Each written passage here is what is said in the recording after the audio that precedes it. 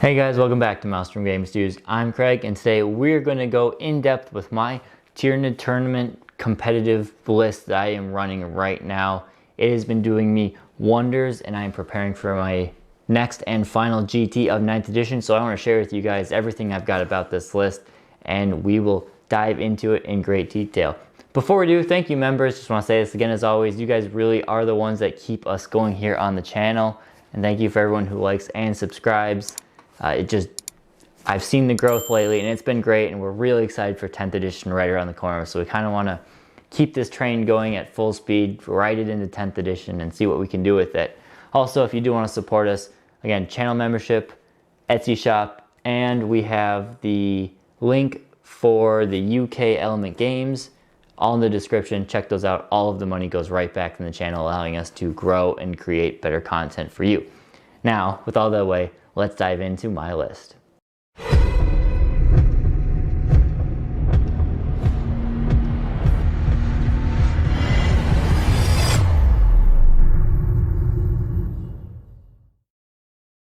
So like I said, this is the list. I've played a few other competitive lists going back and forth at the start of 9th edition, start of Arks of Omen, and I have settled in on this one. If you want to see the actual list, or close to the actual list in progress, the World Eaters versus Tyranids Battle Report that released not too long ago, I'll put that up here. That is pretty dang close to my list. I made a few small tweaks to it, and we'll go over the list in full here. But if you want to see in action, there it is. If we have time, we will sneak that list again on the channel in a competitive format. We might not, depending on scheduling goes. We have our schedule full of what the battle reports might be for the rest of 9th edition. Got some really special games to round out the edition for you guys. For the time being, we're talking competitive Tyranids here. So the list, this is my Gorgon Swarm, as I call it. Leading this off, who is typically my warlord, as I pick him, is the Foot Tyrant. He is rocking the Shard Gullet, Lash Whip Bone Sword, Adrenal Glands, and the Adaptive Biology warlord trait. So spending a good chunk of CP on him, but he is the rock that supports my backline. That Shard Gullet against the right armies is just a devastating weapon to go up against. Guard get crumble to this weapon. Demons crumble to this weapon. Yes, you get your demon save, but if they fail that demon save, this thing just tears through greater demons. And he's not bad in combat, and he's a good psychic character for those psychic secondaries. We have the Swarm Lord. I really love my Swarm Lord, and I'm so glad that I can use him in a truly competitive list now. I love his giving OPSEC trait, giving full rerolls, 2 cast, 2 denies, and an absolute beat stick in melee, so not much more you could ask for with him. And finally, rounding out the support, we have a Neurothrope with direct guidance. I always have to have Neurothrope. Psychic isn't as important in this list as it was in my competitive Kraken army in previous versions of 9th edition, because I'm not reliant on Onslaught the same way I was before. But it is really nice to have the Neurothrope to always get Catalyst off, get Onslaught off if I need it. Having just a consistent caster to do that with is great, as well as putting a 3d6 on whoever is going to be doing Warp Ritual if I'm going for that one. I love my Neurothrope. And the troop choices. We have 3 units of 15 Hormagaunts with Toxin Saxes. As I mentioned in many videos, the Hormagaunts have not changed, but the Raveners and the Warriors, who originally were our melee threats, have been toned down drastically. The Hormagaunts have stayed where they are, and now in Gorgon, they are showing to be just an absolute unit to bring, specifically 3 of them. Yes, they're super squishy. If you are not careful and leave a unit exposed to a shooting army, they are just going to be deleted quick. However, if you can hide them, and you can be aggressive with them, when in the right opportunity, then they are very powerful. I like to play my Hormagaunts not as just a full-on bull rush. I like to send them as pinpoint targeted missiles, using the strat to allow them to advance and charge for 1 CP. Sometimes I'll do turn 1 charges if I see the right opportunity. Otherwise, I'll hold off until turn 2 probably. But I really like to soak a whole bunch of buffs into them, specifically the Swarm Lord reroll buff, maybe Direct Guidance, and use that strat to just send them at the opponent and delete something or tie up an objective. I'll do that with the first 2 units, and then that third unit I typically wait until turn 4 or 5 to send off to kind of help secure my my game plan. I like to keep that unit as protected as possible, probably even just tuck them in a corner, and as the game progresses, slowly shift them to the center of the board, and then on that last turn, have them go kill what they need to, because typically there's always something that needs to die. And when you have a 16-inch movement on top of a charge, you can get there and pretty much delete what you're after if need be. So absolutely love those Hormagaunts. Elite choices, 2 individual lictors. I do like to play behind enemy lines a lot, and those lictors can be very good at doing this. Also for that same reason, I bring a Pyrovore. Great for going for behind enemy lines, and if I don't go for it, well then they can raise banners and hide in my back lines and just be another threat for my opponent to deal with. I also have 4 Tyrant Guard. These guys are all rocking Adrenal Glands. One change I am debating in this list, and I guess by the time you see this video, I will have already changed the list if I did, but I'm debating dropping the Adrenal Glands from the Tyrant Guard. Specifically, I'm not really gaining anything on the strength, just because I have poison if I'm going against infantry. I'm already higher strength, and I'm not really sending these guys into tanks. The 1 inch extra movement is nice, but it's not, I don't know if it's worth 15 points. I might spend it on a Synaptic Enhancement or Voracious Ammunition on one of my Carnifexes, which we'll talk about in a bit. It's all 15 points, just still trying to iron out that last detail. I've played the last 8 games with it this way, but I'm wondering if there is a way I can make it even better. So Fast Attack, Parasite with the Gestation Sac. You know, I love the Parasite. She's a great unit to just sit in my lines and allow me to pass on my command phase buffs and my psychic powers, keep synapse throughout my ranks as need be. And then on the later turns, again, turn 4 or 5, I can send her out. I can spawn the Ripper Swarms. I can attack my opponent's cheap, easy to kill units sitting on their back objectives, and she's potentially 2 more behind enemy lines units. If I can get someone infected and spawn a Ripper Swarm, I have another unit that spawns up for behind enemy lines. And she's not the hardest thing to kill, but against the right targets, she's not easy to kill either. And finally, in the heavy support, rounding out the real strength of this army, are 2 units of 2 Carnifexes with heavy venom cannons, scything talons, and enhanced senses. These guys really put in the work. I think out of all of the games I've played, I've always had at least 2 of these still kicking at the end of the game. They are, for the video you saw on Friday, which if you didn't, maybe I'll put it up here, they're so good. They can spend the first 2 turns shooting up the anti-tank, the high toughness monsters, whatever it may be, just laying down extremely powerful anti-tank firepower. And then once they kill those anti-tank things or whatever they're after, then you move them up, and now they're very terrifying in melee to anything that is a melee threat. Not many units want to get hit with 7 attacks at strength 6, AP -3, damage 3, with the potential for a whole bunch of rerolls on them. They just do work, and I have no complaints whatsoever. The only thing is you have to be careful around Eradicators or Melta weapons, because those do a very good job at killing these.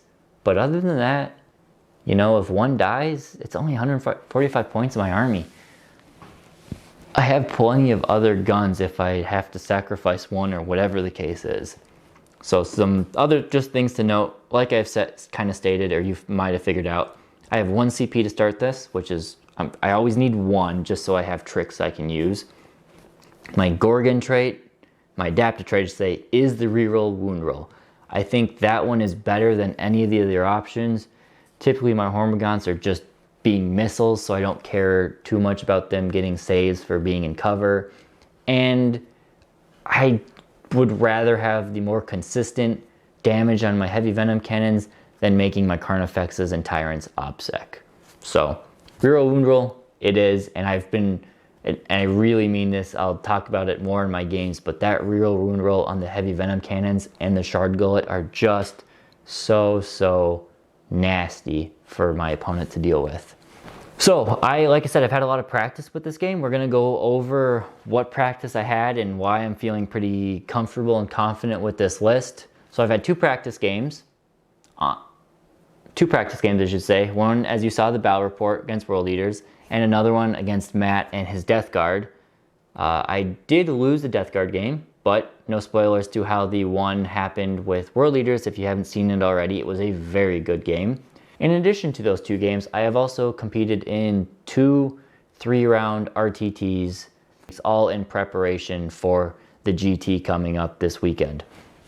So, those results, spoilers, when I went 2-1 in the first GT, and oh, it was just, I'm not lying, and I'll get to the game when I say it was a die roll from being 3-0 in that one, and I went 3-0 in the second RTT. So those are the games. I will talk about the games in just a second here, but I just want to say that this, again, I'm going to stress this a lot, and you'll see it by the scores of this game. This list is not a soul crush. It's not like the old Tyranid lists from early 9th edition that were just leveling your opponent. I mean, I'm talking when the Tyranid Codex first came out, my competitive Tyranid list just leveled almost anything it went up against, unless it was some really skewed, like the super heavy list I played, which was 4 chaos super heavies or something like that. Outside of the skew list, this thing just, that list leveled stuff. This is not that kind of list. It has the tools to deal with just about any threat, but it is up to the player to determine how is the best way to use them. I know it's powerful, but I don't think in everyone's hands it's an auto-win game by any stretch of the imagination. It has the tools, and it takes the player, in my opinion, to take it over the top. So let's get into those games. So this is the first RTT. I'm going to kind of rapid fire through these. I know in the past I've gone into more detail with these games, but we'll try and rapid fire them. First game, Chaos Knights. This is the first time I'd ever played Chaos Knights since they got their codex, their new codex. But his list, 2 large Chaos Knights and 7 of the smaller ones, a combination of the carnivores, the melee ones, and the shooty ones, whatever they're called. His secondaries I played with were Banners, Behind Me Lines, and Bring It Down, obviously. It was primarily a shootout. I think in the end, the MVP was the Shard Gullet Tyrant, but in melee, because it got to a point where he had to shoot and fight his way through a lot of the knights, including the big knight, to get me to a place where I could win the game. And really the only reason this game was a win was because I had that last turn, my turn 5, I did some serious damage to his big knight and kind of crippled his game plan. So, oh, and I had a Pyrovore that just wouldn't die, and that got me a lot of extra points on Behind Me Lines. Game 2 versus World Eaters, not the battle report. This is a different World Eaters. Angron, Terminator, Land Raider, Berserkers. No, and Exalt. He had some 8-bound. No Exalted 8-bound, so that was nice. I didn't have to deal with them. Some Jackals. Otherwise, pretty standard Angron list. Secondaries for this one were Psychic Interrogation. I know, risky, but with Angron, I was pretty easygoing at reading his mind over and over again. Behind Me Lines and no prisoners. I got a little lucky in this game that Angron had tried and charged me 3 times. I believe one was a 10 or 11 inch charge, he failed. Next one was a 9 inch charge, he failed, and the last one was also a 9 inch charge, he failed. He did not go for the Blood Tithe point that allows you to get +1 to charge. He was using his Blood Tithe points for victory point generation. So that helps me in that aspect, but I got lucky he didn't make any of those charges, and then Swarm Lord was able to go toe-to-toe with Angron, time after time after time. Obviously, the first time around, he had a little help from the Shard Gullet Tyrant to soften him up, and then Swarmlord went in and beat him down. But that was that game. Everything else just kind of played out. Carnifexes went after 8-bound and Berserkers and Terminators, and yeah, it was a good game there. But yes, I did get lucky that Angron did not make any of his charges. Game 3, this is the loss. This was the one that hurt. It was a 83-88 loss to Black Templar. This was a huge Crusader horde, no tanks, all infantry. He had Crusader squads of 20, 20, and 15. Ton of characters to back it up. He had Helbrecht, Grimaldus, an Apothecary, and 2 of the Fight Last character dudes. I don't remember their name off the top of my head. Oh, he had 2 units of Eradicators. It's just a lot of dudes, all having 5-up invuln saves, 2 wounds, some of them having feel no pain. It was just a lot to chew through. My secondaries were no prisoners, banners, and cranial feasting. I maxed out no prisoners and cranial feasting easily with this. Cranial feasting, I think I tallied it up at the end. I actually got like 23 points or some bonkers number with it, but can only go to 15. Like I said, an absolute bloodbath on both sides. There's 2 reasons why I could say I lost the game. One of them was maybe a gameplay element on my side. I did not send my Tyrants in soon enough. I waited, I think, until turn 4 to go attack in the middle. I was kind of scared of the Eradicators, knowing what they could do if I wasn't careful to them. I maybe should have been a bit more aggressive and sent him into the center objective and just fought a bit more. But yeah, I think I was too slow with him. His Crusader squad really couldn't touch the Tyrants, and I had just about killed everything that could hurt the Tyrants. So, I mean, it is what it is. But the thing that lost me, and as soon as it happened, we were both like, that might be the game deciding roll right there. It happened technically in like turn 3 or 4. Turn 3, I think. He had 1 remaining infiltrator sitting on a side objective. And it was a squad of 5, and I had a Lictor in there just dueling with them. And this one lone sergeant, my Lictor hits and he wounds, and he had 4 attacks go through. AP -3, damage 2, right? He's got a 5-up invuln. He just has to fail 1 of these to kill this infiltrator. He tanks all 5 of the invuln saves. All of them. And then in return, even with the -1 to hit, punches me 3 times, hits all 3 times, wounds twice, and I fail my save. I have no CP to save it, and the Lictor died. Because that happened, he was able to get points for extra primary, because that gave him an extra 4 primary points for having that objective on his next turn. It gave him an extra 2 banner points because he's able to put a banner on and then score it for 2 turns. And I think technically it gave him grind for that turn as well.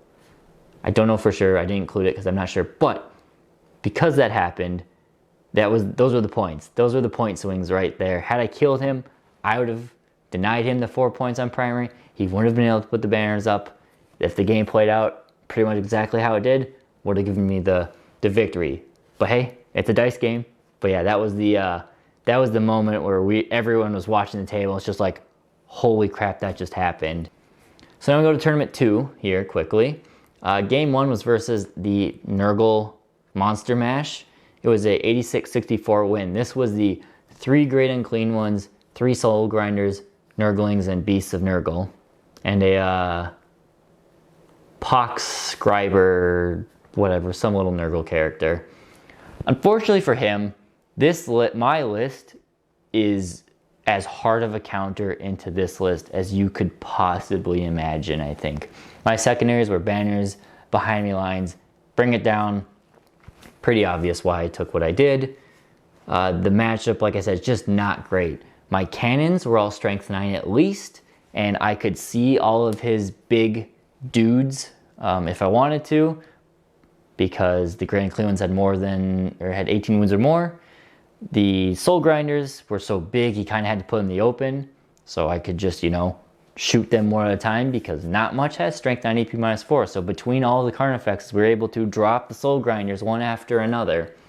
And then my little Hormagaunts, you know, tiny little Hormagaunts can walk up to the Great Unclean One and wound it on 4s. And the Great Unclean Ones only have a 5-up save in melee. So these little Hormagaunts, you know, sling up the board and they can just melt Great Unclean Ones. So it was kind of a rough matchup for him.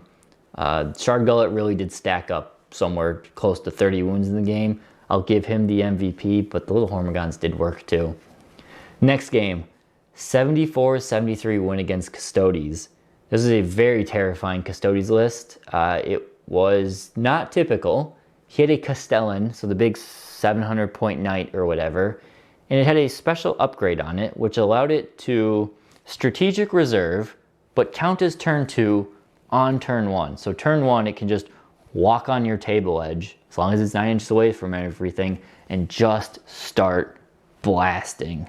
My secondaries I played in this list, or in this game, were Warp Ritual, Behind Me Lines, and Banners. There really weren't any other options for this one. My first 2 turns were not stellar. I did not play them great to begin with. I lost 2 Carnifexes right away. I lost almost 66% of my Hormagaunts immediately. It was by the time my turn 3 came along, I had the 2 Tyrants, 2 Carnifexes, my Neurothrope, and 15 Hormagaunts. Not even 15 Hormagaunts. I think at this time I had like 5 or 10. So not good there. However, and I'll say I got lucky, but the Tyrants went Super Saiyan mode and just took over the battlefield. The one thing about playing Custodes and is such an elite army that he was playing is if you can survive that volley, you can survive the War of Attrition. Custodes, every time a Tyrant kills a Custodian Guard or a Venatari or Terminator, that is a huge chunk of their points dropping and it's just gone. Models they can't play with. So, and they don't have many to begin with. So, the Swarm Lord, he went Super Saiyan more than anything. Well, first off by saying, the Castellan came on, turn 1, blasted some of my Carnifexes away, blasted some other units away, did some damage to Swarmy, but pretty much Swarmy held his own. The next turn, so turn 2, Swarmy tanked just about everything. Between his 4-up Invode and 5-up Feel No Pain, I put Catalyst on him. He basically tanked the entire Castellan, coming out with like 7 wounds remaining after a whole turn there. Then on my turn, the Shard Gullet Tyrant did some return fire and did 15 wounds to the Castellan, dropping it down to, I don't know how many it had left. And then the Swarm Lord charged in to the Castellan. He overwatched. Swarm Lord tanked it all, what did hit. Sliced down the Castellan. And then on top of all the other damage that happened, the tide was looking like he's got an 80% chance to win to my 20 to a swap of, okay, now I've got like a 60 to his 40. And he, no matter what he did, Swarm Lord just kept tanking over and over and over again. So Swarm Lord did die in the end, but it wasn't, he did enough. He did enough damage to the point where I was able to just squeak out a win in the end there. Probably shouldn't have done it, though if I play this list again at the GT, because I have a decent chance, I think, of seeing it, I will know to play better, and that night is terrifying, so hopefully I do there. Nonetheless, it was a win, 74-73. And then the final game was against the Guard. This was an 82-70 win. Crazy game. Another one where it's like, I don't know if I can do this, but found a way to win. 2 Rogaldorns, 6 Chimeras with Guardsmen in all of them, Lord Solar, and all the various little characters that come along with the Guardsmen. Secondaries, I did Warp Ritual, Bring It Down, and Banners. I felt okay going into this. He had a lot of tanks. I had a lot of anti-tank shooting, so I felt okay. However, turn 1, I underestimated the speed of Guard, and I lost a third of my Gaunts to turn 1 shooting. Then I lost a Carnifex and all my Tyrant Guard and pretty much all of Swarmy to turn 2 shooting. I think Swarmy had like 3 wounds left, so he's pretty much not doing anything because he wasn't in a place to contribute to the game yet. And I started to get worried. However, I still had a few Hormagaunts. I still had my 3 Carnifexes and my Foot Tyrant and my Neurothrope, and I had a full unit of 15 Gaunts as well, hiding. Like I said, I like to keep them hidden. The Shard Gullet then decides to finally wake up and drops 15 wounds off of a Rogel Dorn. Carnifexes are able to finish it up. The next turn, I do lose significant amount of wounds to a Rogel Dorn, but we go in again.